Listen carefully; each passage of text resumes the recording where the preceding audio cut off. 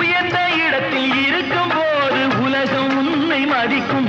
உன் நிலைமை கொஞ்சம் இறங்கி வந்தால் நிழலும் கூட விதிக்கும். மதியாதார் தலைவாசல் மிதிக்காதே என்று மானமுள்ள மனிதனுக்கு அவ்வை சொன்னது. அது அவ்வை சொன்னது, அதில் அர்த்தம் உள்ளது. பரமசிவன் கழுத்தில் இருந்து பாம்பு கேட்டது, கருடா சௌக்கியமா? யாரும் இருக்கும் இடத்தில்